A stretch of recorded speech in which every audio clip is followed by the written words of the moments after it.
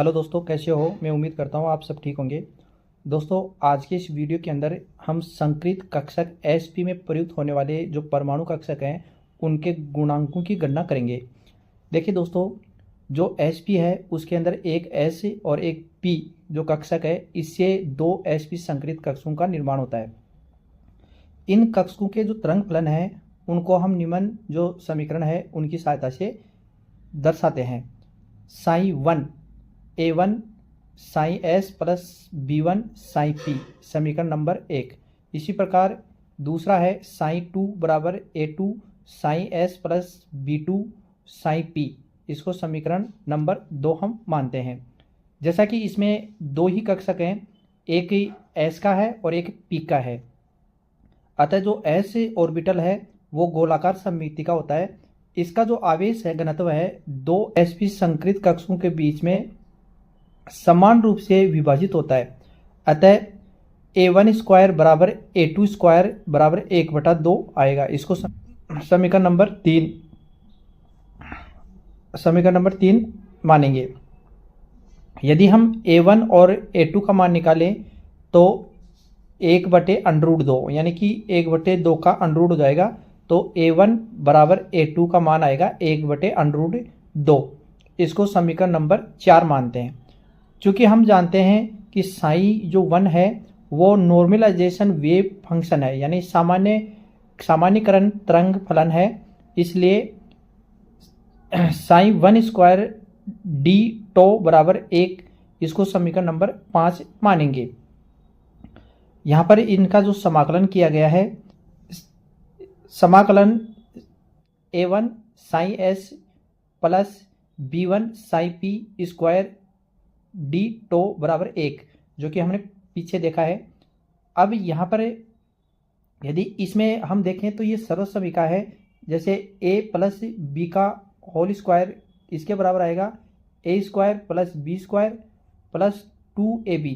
तो इस सर्वसमीका से इसको हम हल करते हैं तो ये समाकलन है A1 square Sai S square plus B1 square Sai P square plus 2A1 Sai S B1 psi P और ब्रैकेट के बाहर डी टो बराबर 1।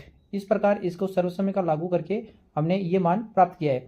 अब इन सब को जहाँ पर प्लस का चिन्ह लगा हुआ है वहाँ पर सब पर समाकलन का चिन्ह लगा देते हैं। जैसे पहला ये है तो यहाँ पर समाकलन लग गया, और दूसरा यहाँ पर समाकलन, और तीसरा यहाँ पर समाकलन। तीनों को हमने अलग अलग कर दिया और इसके बराबर एक मान है जो ऊपर यहाँ पर भी है, इसको समीकरण नंबर 6 मानते हैं। अब इन सभी के अंदर जो A1 B1 ये हैं इनको हम बाहर निकालते हैं। तो पहले के अंदर देखिए A1 स्क्वायर बाहर निकालेंगे तो psi S square D tau आ जाएगा, और इसके अंदर B1 स्क्वायर को बाहर निकालेंगे तो psi square P D tau आएगा, प्लस इसमें 2A1 और B1 को हम बाहर निकालते हैं तो यहाँ पर psi S psi P D tau आ जाएगा, और इसके बराबर 1 है। अब यहाँ पर हम जानते हैं कि सामान्यकरण जो तरंग फलन है उसके लिए psi S square D tau बराबर 1 आता है, और जो फंक्शन है psi P square D tau बराबर 1 आएगा। और जो लंबवत हैं ऑर्थोगोनल हैं, जो लंबवत हैं उसके लिए psi S into psi P D tau का मान 0 आता है। ये सारे के सारे जो मान हैं ऊपर जो समीकरण 6 हमने देखा है इसमें इसका मान रखते हैं। जैसे ही हम इसका मान रखेंगे समीकरण 6 के अंदर तो साई 1 स्क्वायर और उसका जो मान है वो 1 लिख दिया, B1 स्क्वायर इसका मान 1 है, और 2A1 B1 और उसका मान जो है वो 0 था। यहाँ पर देखिए सभी के जो मान हैं आपको दे रखे हैं, इसमें इनका जो मान 1 है, इसका मान 1 है, और ये आपस में गुणा में है, लंबवत हैं, इसका मान 0 है। ये मान हमने रखा तो A1 square plus B1 square बराबर 1 आता है। ये समीकरण नंबर 7 हो गया। अब हम जानते हैं कि A1 बराबर हमने 1/√2 देखा था, जो प्रारंभ में हमने देखा था, तो 1/√2 का स्क्वायर प्लस B1 स्क्वायर बराबर 1।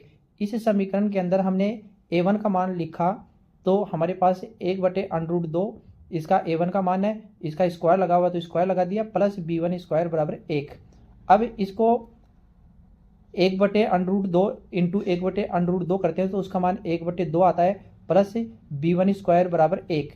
तो b1 स्क्वायर का मान 1/2 आया, तो b1 का मान हम निकालेंगे तो 1/√2 आएगा। मतलब इसका जो वर्ग हटाएंगे तो 1/√2 आएगा। इसको समीकरण नंबर 8 हम मानते हैं। चूंकि हम जानते हैं कि sin1 और sin2 अगर मल्टीप्लाई में हो, लंबवत हो, तो उसके लिए 0 आता है, तो इसका मान 0 है। तो हम a1 sin s plus b1 sin p और a2 sin s plus b2 sin p D tau बराबर 0 मानते हैं। अब इनको सबको गुणा करते हैं, जैसे इस पहले को इससे गुणा करते हैं, फिर इसको इससे गुणा करते हैं, इसी प्रकार इसको इससे गुणा करते हैं और इसको इससे गुणा करते हैं, यानी कि इनको सभी को आपस में मल्टीप्लाई करते हैं। तो हमारे पास ये जो मान आता है, आप इसको रफ कॉपी के अंदर आप आराम से इसको गुणा कर सकते हैं और गुणा करके इसको देख सकते हैं। तो हमारे पास इस तरीके का मान हमारे पास आएगा। अब इनमें हम जो इसमें हम a1 a2 कॉमन निकालें तो sine S square D tau plus b1 b2 समाकलन sine p square D tau बराबर 0 आएगा। अब a1 और a2 प्लस b1 और b2 बराबर 0 आएगा, क्योंकि इनके जो मान हैं हम जानते हैं कि 1 होता है, तो इनके मान 1 आएगा। तो यहाँ पर a1 a2 बचेगा और यहाँ पर b1 b2 बचेगा, बराबर 0 आएगा।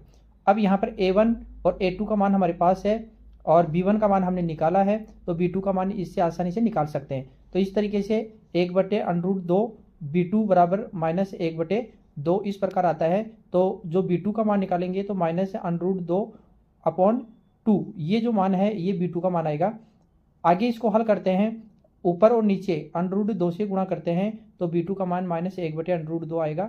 इसको समीकरण नंबर 10 हम मानते हैं।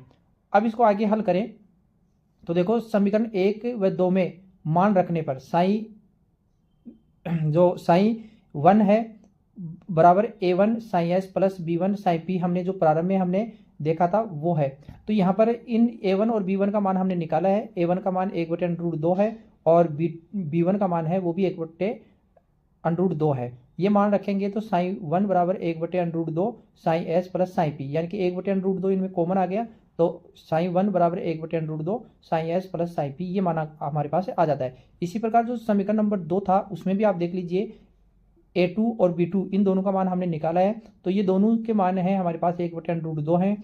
तो sin2 बराबर 1/√2 sin s minus 1/√2 sin p, इनके अंदर 1/√2 है, ये कॉमन है, तो sin s minus sin p ये हमारे पास बच जाता है। तो इस तरीके से हम ये जो मान है एस पी के लिए उनके जो गुणांक हैं वो निकाल सकते हैं। तो हमारा जो मेन टॉपिक था वो यही था,